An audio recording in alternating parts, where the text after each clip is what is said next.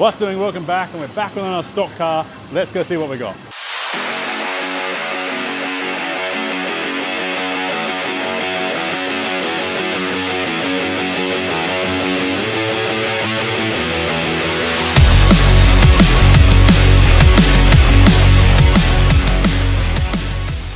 Right, we have today Mark II PX2 Ranger stock. It has some hard pipes, which isn't an upgrade for power, it's an upgrade for reliability. Highly recommend. And possibly nothing else. That's it. We've got a Harrop sticker, but no, we've got just the same thing, catch can. That's just a hard pipe kit through to there. Stock everywhere else, a little bit of a bigger wheel on here. We've got 285. Everything else is stock. We have got a snorkel to fit to it, but nothing yet. We're just waiting for that to come in so we get the right kit for the flares. But otherwise, she's a stocker. And manual. Yeah, so this one's a manual. Not very common. We do them. We can do them. They're easy. But most ones we do get are autos. So this should be a little bit more reliable than an auto. If you don't know about those, that's another video. But let's get stuck into this. It's new stock. It's warmed up. It's 68 degrees. So we've warmed up enough to run it up.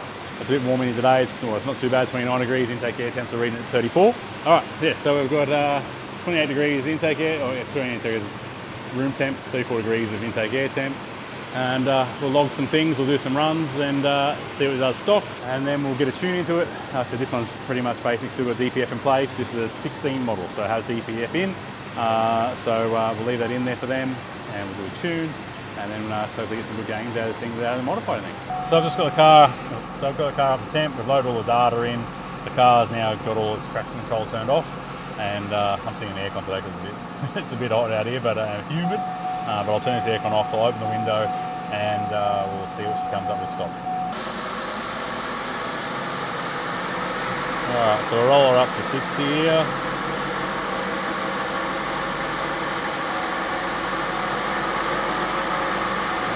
Let it ramp up a little bit.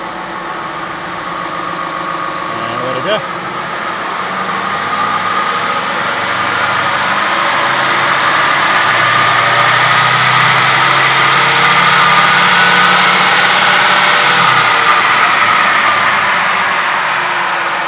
So you've seen the live run, let's go through and check out some of that data. Alright, so there you are, 118 kilowatts, 394 newton meters. Put that now into the RPM, so you can see we picked up from about 1800, 1900 RPM, all the way through to 4400.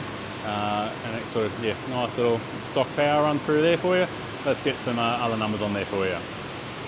Alright, so as per usual, this dotted line is this side and the solid line is this side. So this is our AFRs. So it starts out at 25, dips down into 20, 21 there, and then levels back out at 25. Good fuel map for a stock car.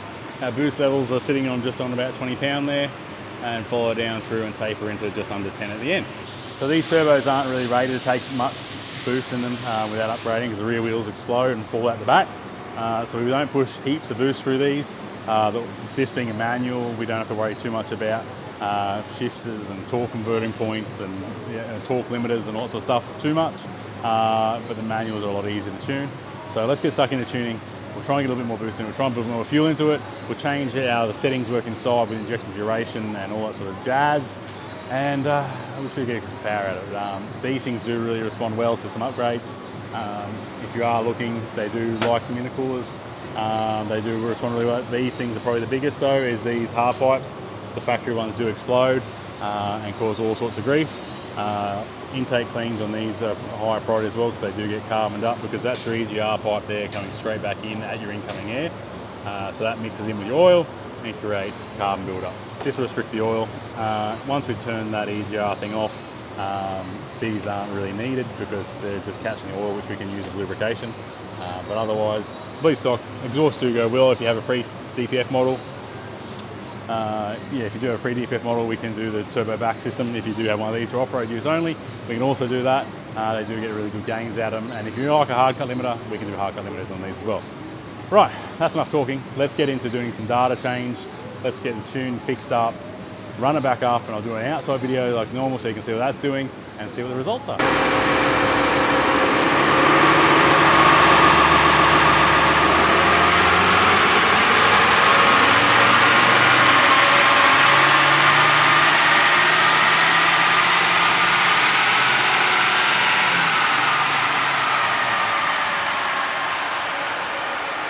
right, so you've seen a run there. I actually wasn't too happy with that one. I thought there was a little bit more in it, so I tweaked a little bit more, had a bit of a play with it, some secret numbers inside, didn't change your boost, didn't change your fueling, and we sneaked a little bit more out of it, and it's actually pretty good.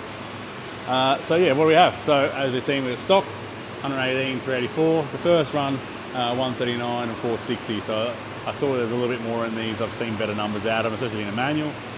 So a bit of a play, and we've got 145 and 500. So some really good gains. I'll give you some data here. If I bring up my other screen so you can see both at the same time. So there we have it there. So as I said, boosting wise, there's not much we can change. You can see between the two, red and pink and green. You can't even see the green and pink, they're identical. But the red, it's marginal. Like we're only putting about 1 pound of boost. There's not much in them. We'll just give it a little bit more fuel. So I had a bit of a play and sort out some fueling through the system there. And same thing, just mirror basically factory lines, smooth it out so it's a lot smoother through that mid to top range. And it makes it nice and pretty.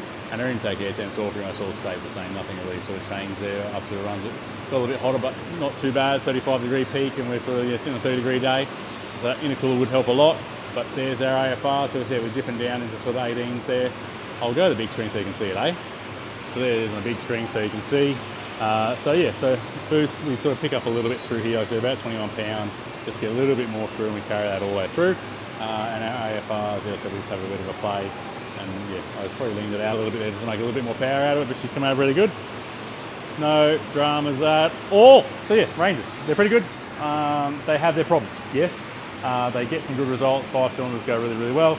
EGR coolers are really, really bad. Highly recommend if you want to keep reliable, delete the EGR cooler. It will save your motor. Autos are really, really bad. Recommend doing a valve body upgrade and a developed torque converter, and a thermal valve delete and a trans cooler. Turbos, if you're looking for a bit more power than this, this is a safe tune. As I said, it's only 21 pounds with 1 more pound of boost in it. Anything over that, if you're chasing more power than that, sort of 145, 150 kilowatt mark, you're going to need a new turbo. They're not that expensive. You don't have to go a G300. We can just do a little stage 2 billet wheel upgrade. G300 will answer all your questions. You'll never find the limit of that thing. You'll be happy. It'll be a really, really good upgrade for these cars. Intercoolers, they do really go really well with those as well. And of course, exhaust system. So if you want to do a 3-inch turbo back, PX123, we have them here in stock. If you want resonator straight through muffler, hard cut, we can do that in the tune as well. If you have a DPF, you can't have hard cut, obviously.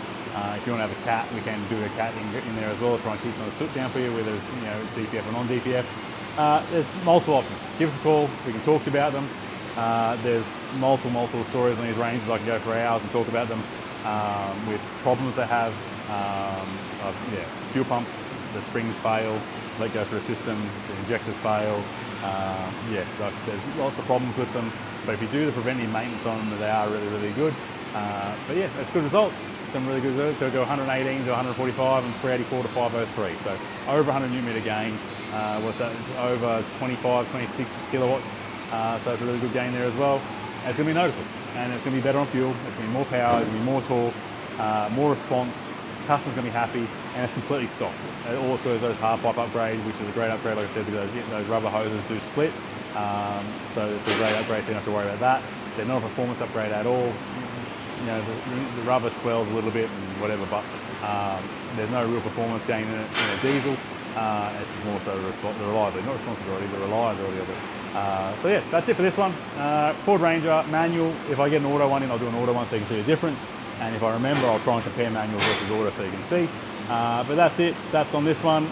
Make sure you hit that like, make sure you subscribe. If there's any cars you want to see, comment down below. If there's any questions about this car, about Rangers, comment down below. I'll try and respond to you as well if I can. On reliability, on what parts to replace, what we recommend. If you want a quote, give us a call, 5491 4626. Otherwise, hit that like, hit subscribe, and I'll see you on the next one.